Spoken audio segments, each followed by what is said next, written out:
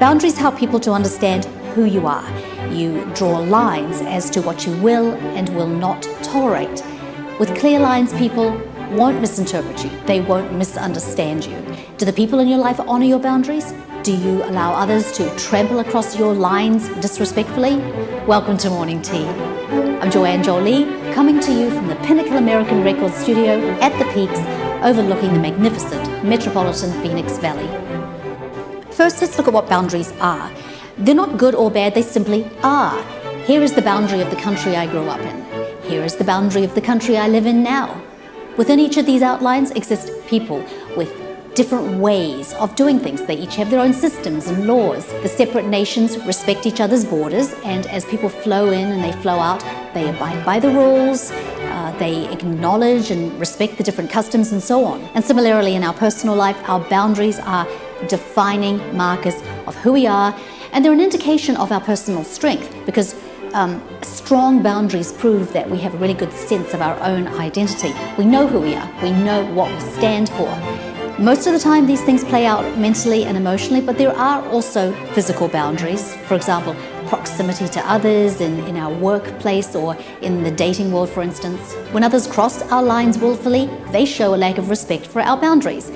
Now, when we use the word respect, it commonly refers to an admiration of someone who's worthy of our high esteem. We say, he won the gold. I admire his hard work. I respect him for that win.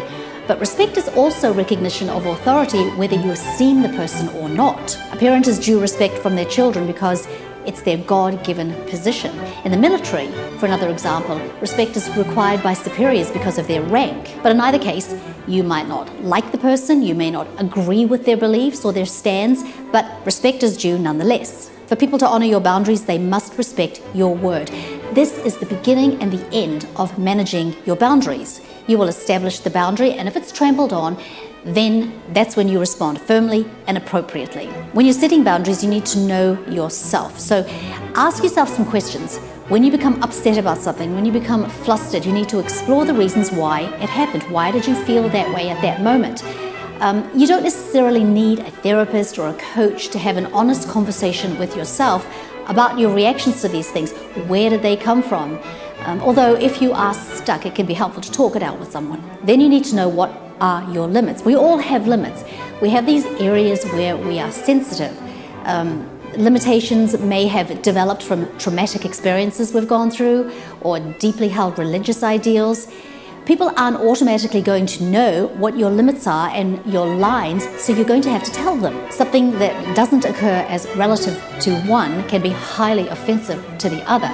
So as we get to know people and we develop our relationships, these are really wonderful opportunities to be kind, gracious, loving, and show that we care about that person and who they are. One of my clients had spent years backing away from confrontations, and she was tired from being steamrolled over, and she decided it was time to start standing up for herself. But it was terrifying for her. So the plan of action was that she would start rehearsing by asserting herself everywhere, every chance she got. For example, if she ordered something at a restaurant and it came out incorrectly, in the past, what she would have done was to accept it. She's not the kind to make waves. She's not the kind to hold things up during a busy lunchtime and feel like she was being a nuisance. But these were the types of situations would be perfect opportunities to practice asserting herself. To say to the waitress very politely, "Oh, this doesn't look like the sandwich I ordered," and then to make her take it back and get it fixed. Here's where she's going to sit and practice feeling uncomfortable making a demand on someone.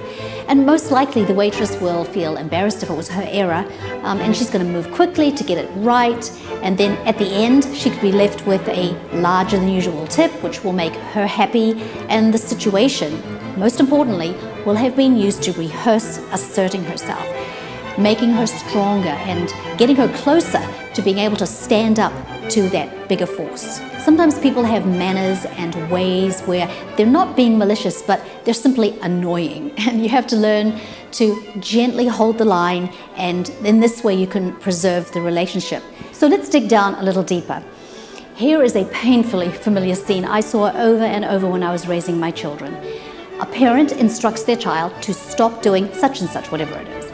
So the parent is ignored, and takes the next step by drawing a line and says, you're going to stop this or else. And then they set the consequence for crossing that line. The parent again is ignored and now threatens, and the consequence is now going to be executed. It might be punishment by isolation. The child will have to go to their room for a few hours. Maybe it will be denial of a pleasure that they were looking forward to. But in a final attempt to get the child to obey, they give them the count of 3. 1, 2, I really mean it, this is it, 3. And then the parent doesn't follow through with the consequence. And in exasperation of the whole thing, they start shouting, and then the child has lost all respect for the word of their parent. So why does the parent not follow through? Maybe they don't want to believe that their child is disobedient and rebellious, obstinate. It may seem easier to just rationalize the bad behavior away and make excuses for the child.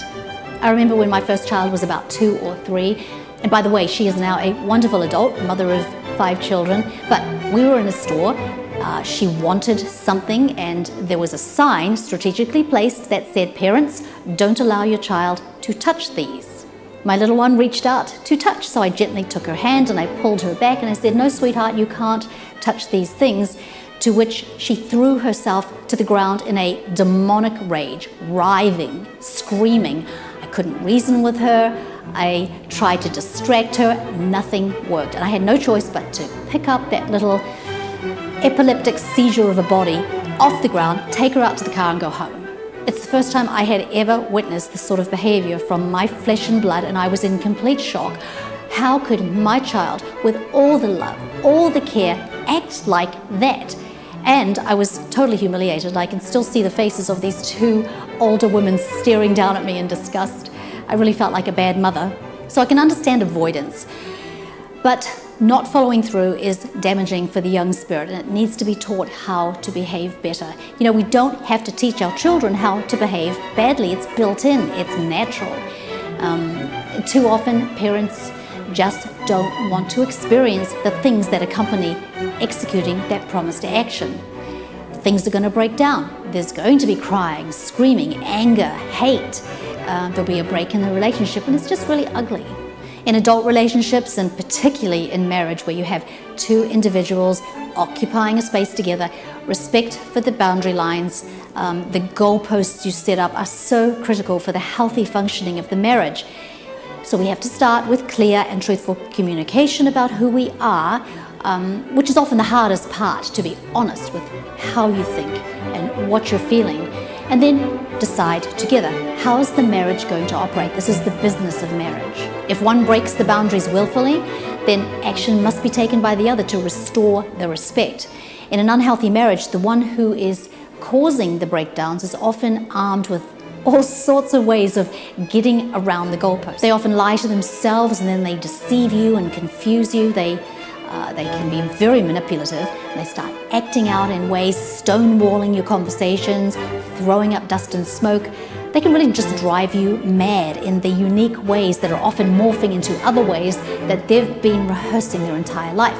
Now, if this is your difficult situation, it's going to be very much like dealing with the rebellious child. So you have to clearly and lovingly reiterate the line that was breached and firmly state that it cannot happen again, and if it does, this is what the consequence is going to be. And then you have to follow through. This is the key. It is so important because you are keeping your word and your promises, and it's part of your vows. And they might not believe you the first time you do it, but after that, they will. Now, happily, and most of the time, this is the fix. And you following through and taking that promised action will build the respect back for the boundaries that have been set, and the problem will be remedied. Human nature is such that if we can get away with something, we will. And it's one of the laws of nature that an object in motion will stay in motion until another force acts against it.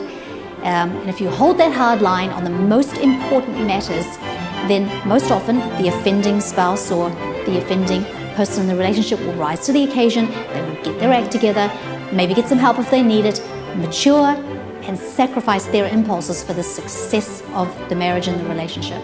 It could get really messy for a time, but they're wrong. They are disrespecting you, they're breaking the promises they made to you, and you have to stand firm in that boundary again that you both agreed to. So So if you've been tolerating disrespect by someone who's stomping across your boundaries, you're going to have to meet that person where they are. This often happens with an overbearing parent who's been crossing lines your entire life, and you've matured to the point now where you're ready to put an end to this. You can expect massive pushback from them, maybe from the family at large, but this may be the only way to save the relationship, if it's even possible for them to take a proper position in your adult life.